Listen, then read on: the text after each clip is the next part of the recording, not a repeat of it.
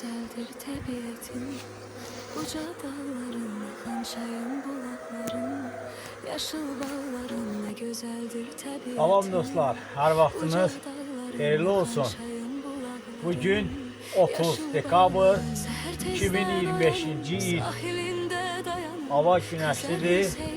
Arılarımızın durumu. Səhər tezdən oyanım, sahilində dayanım, şəfəqi seyr eləyim, axı necədir. Artıq yeni ilə 2026-cı ilə bir sutka qalıb dostlar. Qarşıdan gələn yeni il bayramı münasibəti ilə bütün dostları təbrik edirəm. Bütün Azərbaycanı təbrik edirəm.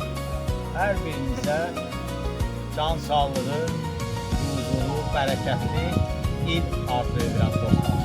2026-cı il qoy hamıya müşərli olsun, qoy hər birinizə uğur gətirsin.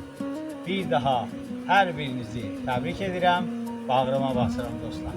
2026-cı il təkcə arıçılıqda yox, qoy bütün sahələrdə elimizə, obamıza, Azərbaycanımıza xeyir gətirsin, huzur, bərəkət gətirsin dostlar. Odur ki, sağ olun, özünüzü qoruyun.